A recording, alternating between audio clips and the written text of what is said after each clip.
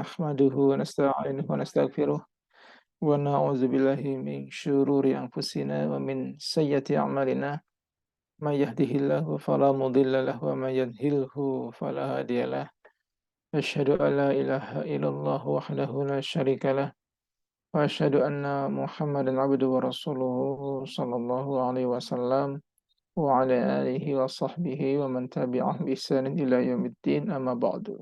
Kita lanjutkan kajian sirah nabawiyah, bab besarnya perawan nubuwah, pembahasan masa kecil beliau hingga beliau dewasa dan menikah dengan Khadijah. Untuk bahasan ini kita masih membahas bab yang ke-8, bab kecilnya, yaitu beliau Shallallahu Alaihi Wasallam menikah dengan Sayyidah Khadijah. Ada atau sudah 3 bab untuk bahasan ini yang kita bahas, yaitu pertama tentang sekilas Khadijah, yang kedua tentang awal pertemuan beliau dengan Khadijah, dan yang terakhir adalah proses perjalanan pernikahan beliau dengan Sayyidah Khadijah. Dijelaskan kemarin bahwa dari Khadijah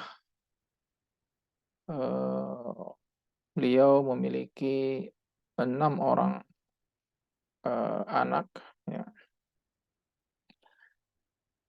Dan semua anak-anak beliau laki-laki dan perempuan, dan yang masih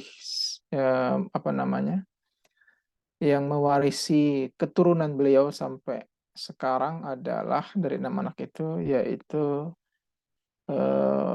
Fatimah radhiyallahu anha, ya.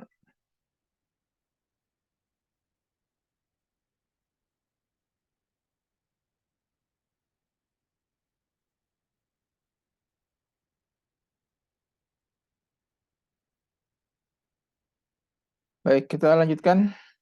Sekarang kita masuk ke tahap akhir, yaitu wafatnya Khadijah, atau disebut juga dengan Amul Hazn, tahun kesedihan. Abu Thalib meninggal pada tahun ke-10 kenabian, yaitu tidak lama setelah mereka keluar dari lembah tempat mereka tinggal saat pemboikotan kaum Quraisy. Ya. Ada juga riwayat yang menjelaskan bahwa Abu Thalib itu meninggal pada bulan Ramadan, yaitu 3 hari sebelum Khadijah radhiyallahu anha wafat. Di dalam sebuah hadis sahih, ya, hadis Bukhari, Abu Thalib ini meninggal dalam keadaan kafir, ya. Meskipun selama hidupnya melindungi dan membela Nabi Muhammad SAW. Ya, cerita yang cukup panjang. Ketika sakaratul maut, ya, Rasulullah mengusahakan agar pamannya masuk Islam, namun tetap tidak berhasil, gitu ya. Intinya seperti itu. Walaupun memang ada riwayat yang lain yang mengatakan beliau sempat membaca kalimat la ilaha illallah, tapi walau alam hadis yang sahih itu menjelaskan bahwa beliau mati dalam keadaan kafir. Adapun tentang wafatnya Khadijah radhiyallahu anha, ini terdapat beberapa riwayat yang berbeda. Ada yang mengatakan beliau radhiyallahu anha ini wafat 2 bulan setelah Abu Thalib. Ada yang berpendapat 1 bulan 5 hari dan lain sebagainya. Ya, sedangkan yang masyhur, wallahu a'lam, beliau radhiyallahu anha, ya, Sayyidah Khadijah wafat pada bulan Ramadan tahun ke-10 dari kenabian, yaitu 3 tahun sebelum Nabi Muhammad SAW hijrah ke Madinah. Sebagaimana yang disebutkan di dalam Fathul Bari, ya, ini Khadijah meninggal 2 bulan atau sebulan 15 hari, sebulan setengah atau 3 hari, ya kurang lebih ada 3 pendapat ya dalam hal ini. Walaupun tadi kalau kita kumpulkan dari semuanya ya ada 4 pendapat ya. Yang keempat itu apa namanya kurang lebih sama, ya, yaitu di bulan yang sama meninggal dengan Khadijah dengan Abu Thalib, ya, yaitu bulan Ramadan ya.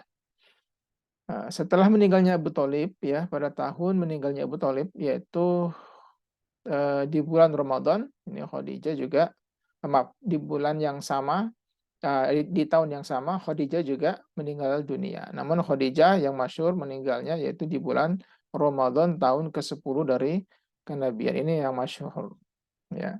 Sedangkan tadi pendapat yang lain yang menjelaskan tentang pamannya Abu Thalib, pamannya Rasulullah meninggalnya di bulan Ramadan, ini tidak terdapat satu riwayat yang sahih yang menjelaskan tentang itu. Tapi ada pendapat yang mengatakan seperti itu. Intinya, meninggalnya Abu Thalib dan meninggalnya Sayyidah Khadijah itu di tahun yang sama. Ini yang disepakati oleh semua ulama ya, di tahun yang sama. Terlepas itu ya meninggalnya di tahun yang sama dan Abu Thalib duluan yang meninggal, baru setelah itu Sayyidah Khadijah. Baik itu ada yang jarak 3 hari, ada yang mengatakan jarak 15 sebulan 15 hari, ada yang mengatakan 2 bulan. Intinya, dia meninggal di tahun yang sama dan Abu Thalib meninggal lebih dulu.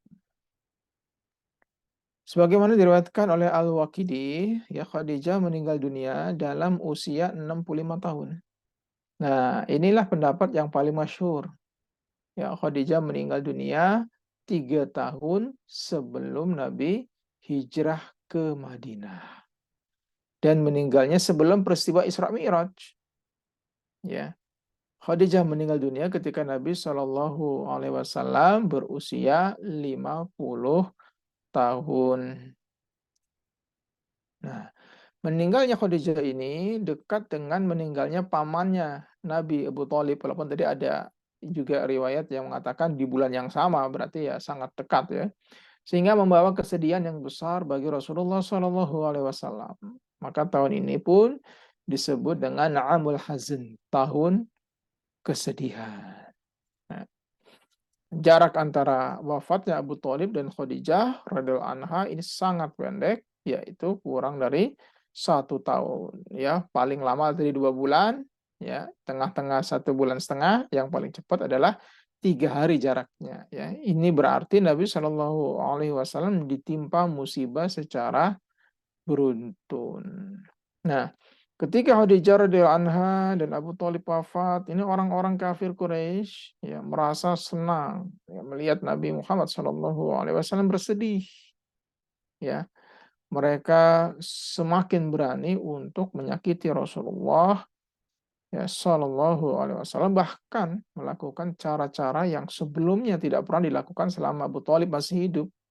Ya, ya karena masih segan dengan Abu Thalib ya, karena Abu Thalib pemimpinnya Quraisy ya di Mekah sana. Jadi kepemimpinan masih dipegang paman langsungnya dari Rasulullah Shallallahu Alaihi Wasallam. Nah, orang-orang kafir Quraisy ini pernah mendekati Rasulullah Shallallahu Alaihi Wasallam dan menaburkan debu ke atas kepala beliau. Rasulullah Shallallahu Alaihi Wasallam kemudian pulang dalam keadaan kepala yang ya, berdebu. Selain itu, tetangga Nabi Muhammad SAW yang merupakan orang Quraisy ini selalu melemparkan kotoran ya ke halaman rumah beliau. Ya. Di samping itu juga mereka mengganggu ketika beliau sedang menunaikan sholat. Ya. Perlakuan kaum kafir Quraisy ini sangat buruk ya pada Nabi Muhammad SAW dan para sahabatnya. Bahkan pernah Nabi itu sholat di depan Ka'bah ya, kemudian oleh Abu Jahal di eh, apa namanya Abu Lahab ya ditimpakan berabian onta, apa itu namanya, kotoran onta, ya, sangat besar sehingga Rasulullah tidak bisa bangkit dari sujud. Ya, maka Fatimah itu menangis berteriak-teriak, ya, minta bantuan, minta tolong agar Rasulullah dibantu untuk apa namanya, membersihkan kotoran dari punggung beliau, sampai seperti itu ya. Oleh karena itu Rasulullah SAW menyebut tahun ke-10 kenabian tersebut dengan nama tahun kesedihan atau Amul Huzni, ya, sebab begitu beratnya gangguan yang harus beliau hadapi, ya, berdakwah menyebarkan agama Islam tanpa Khadijah dan Abu Thalib di sisinya. Karena kalau kita lihat dari sejarahnya, memang sebelum peristiwa ini di tahun yang sama juga, ya, ini Rasulullah sudah diboikot, ya, tentunya ketika paman beliau sudah sakit-sakitan, ya, sudah tidak aktif lagi. Nah, di sini kaum muslimin diboikot. Jadi tidak boleh ada orang yang orang Mekah yang melindungi beliau baik urusan sosial maupun urusan bisnis. Jadi diembargo lah kira-kira gitu kalau sekarang ya. Nah, sehingga Rasulullah dan para pengikutnya saat itu yang masih sangat sedikit, tentunya sangat kesulitan dari segala sisi. Mau berdakwah susah, ya. Kemudian mau cari duit, mau cari maisha juga susah. Walaupun waktu Abu Thalib masih ada, ya, keamanan, keselamatan masih masih bisa dijamin, ya. Tapi sisi ekonomi, sosial itu sudah diembargo. Nah, begitu Abu Thalib dan Khadijah meninggal, ya selesai. Ya. Begitu sulitnya beliau mengalami tekanan-tekanan, ya, kondisi yang memang sudah nyaris tidak bisa bergerak lagi di Mekah sana. Maka tahun itu disebut dengan tahun kesedihan. Sedih karena apa namanya, embargo tadi, ya, sehingga dakwah juga terhenti. Sedih karena meninggalnya dua orang yang paling beliau cintai pada saat itu. Nah, dalam hal ini ada yang perlu diluruskan, ya, tentang penyebutan apa, Amul Hazn, ya, tahun kesedihan. Jadi perlu dipahami tentang apakah yang dimaksud dengan tahun kesedihan. Apakah beliau bersedih selama 1 tahun itu? Apakah beliau menjadi terpuruk dan lain sebagainya? Nah, ini yang perlu dipahami, ya. Jadi supaya kita paham harus tahu sejarah, latar belakang, ya, tentang suatu kondisi. Maka di sini harus dipahami bahwa Rasulullah dalam hal ini, ya, tidak pernah berduka secara berlebihan. Gak lebay beliau berdukanya. Apalagi karena berpisah dengan Abu Thalib dan Khadijah radhiyallahu anha. Ya, Rasulullah tidak menyebut tahun itu dengan tahun kesedihan hanya karena beliau baru saja ditinggal anggota keluarganya. Enggak, bukan begitu. Wah, istrinya meninggal nangis terus, ya kan, pamannya meninggal nangis, bukan begitu ya. Istilah itu muncul karena Rasulullah SAW merasa bahwa setelah wafatnya kedua orang terdekat tersebut, itu pintu dakwah yang semula terbuka lebar itu mulai menyempit. Ya, praktis setelah kejadian meninggalnya kedua orang tersebut, ya, dakwah makin tertutup. Jadi di Mekah betul-betul tidak ada ruang gerak bagi beliau. Bahkan dijelaskan di beberapa sirah juga, ya. Jangankan untuk berdakwah, bahkan untuk sholat saja beliau sangat sulit. Ya, walaupun belum diturunkan sholat 5 waktu, ya, ya, sholat-sholat biasa. Tapi Nabi sudah terbiasa sholat pada saat itu sejak menjadi Nabi, ya. Sholat berjamaah. Maka sholat sampai-sampai tidak bisa dijaharkan. Nah, itu. Jadi awalnya sholat itu dijaharkan, waktu siang juga dijaharkan suaranya. Ya. Nah, ketika kejadian seperti ini, maka sholat jahri itu dirahasiakan, akhirnya disirkan. Saking takutnya, ya, bayangkan sholat saja sampai seperti itu, apalagi mau berdakwah keluar. Gitu. Itu yang membuat Rasulullah menjadi terasa sedih. Ya, bagaimana nih dakwah saya kalau begini caranya? Di kampung sendiri aja, apa namanya? kesulitan untuk berdakwah, ya bagaimana mau berdakwah keluar, ya. Tidak dipungkiri ketika Abu Thalib masih hidup, Rasulullah ya, mendapatkan medan dakwah yang luas dan jalan yang beragam untuk mengarahkan umat manusia menuju kebenaran. Ya Rasulullah tentu memandang jika hal itu dapat tercapai, maka berarti dakwanya telah berhasil kan gitu. Ya ternyata baru awal-awal berdakwah, ya mulai enak, tapi nggak lama Abu Thalib ternyata harus meninggal dunia. Ya, maka setelah Abu Thalib wafat, semua kesempatan itu tiba-tiba tertutup rapat.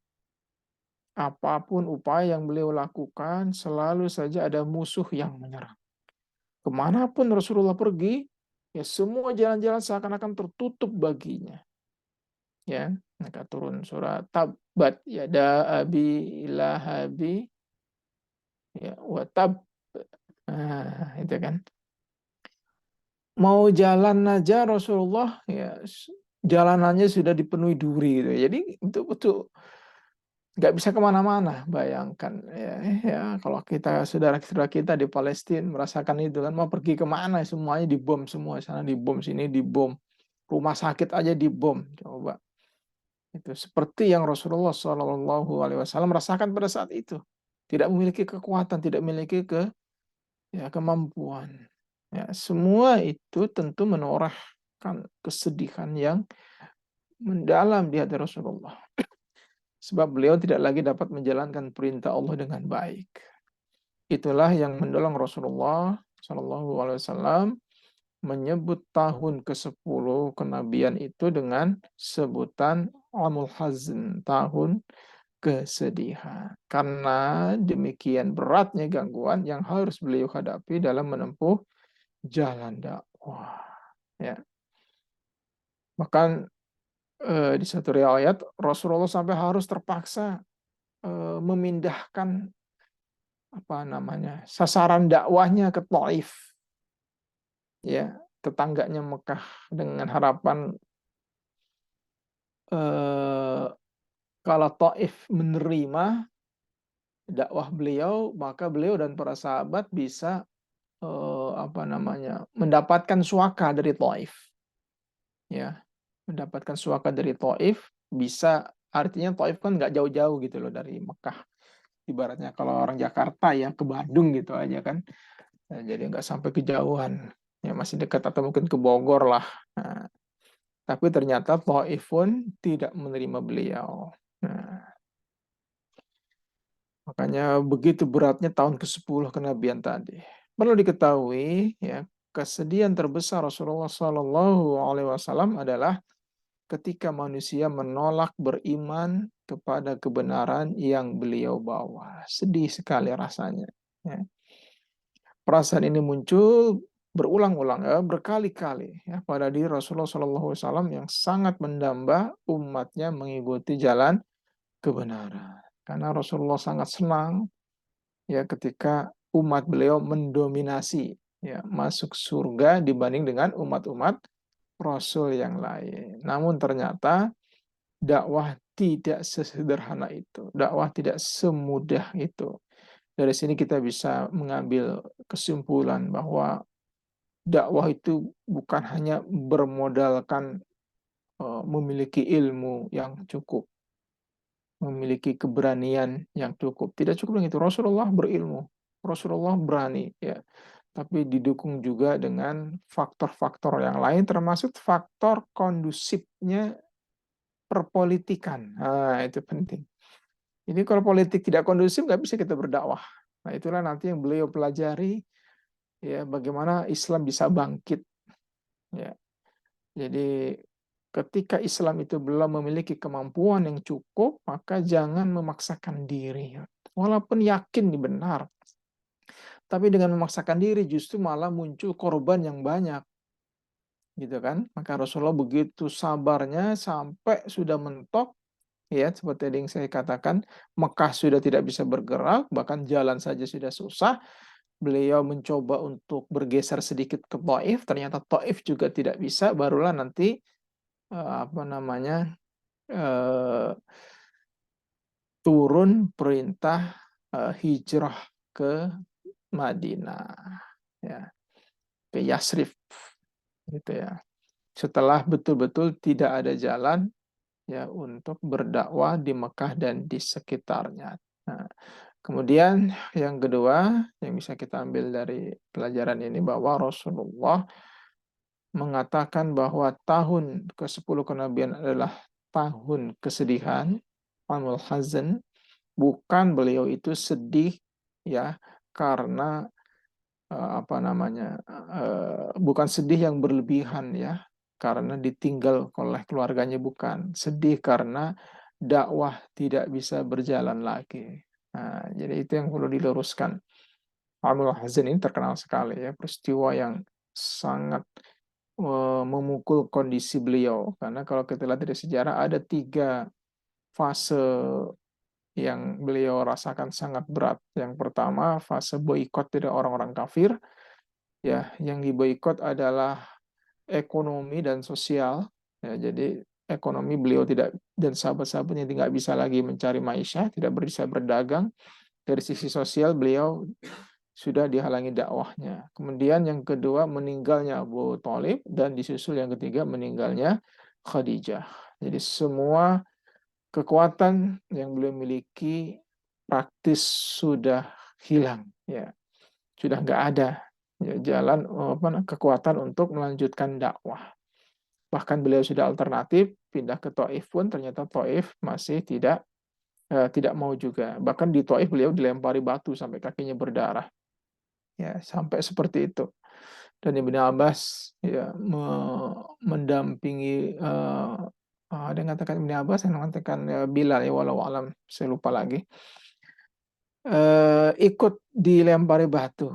Abdullah bin Mas'ud, ya, Abdullah bin Mas'ud ikut berdakwah dengan Rasulullah sampai seperti itu ya, menghalangi lemparan batu yang dilemparkan kepada beliau sampai kakinya berdarah dan Allah memerintahkan malaikat penjaga gunung diserahkan kepada Rasulullah ya untuk memenuhi keinginan Rasulullah kalau memang Rasulullah ingin menghancurkan Taif. Ya, tapi ternyata beliau justru malah memaafkan ya, berharap nanti ada turunan dari Taif yang mau masuk Islam, dan ternyata terbukti Taif menjadi benteng terakhir umat Islam ya Rasulullah di Mekah sana ya. Jadi banyak sekali dari Taif ulama-ulama yang bermunculan, orang-orang Islam ya yang memiliki kemampuan dari sisi keilmuan dan semangat yang tinggi yang datang dari Taif berkat kesabaran beliau di dalam berdakwah. Demikian, sampai sini dulu. Selanjutnya sesi tanya jawab, dipersilahkan kalau ada.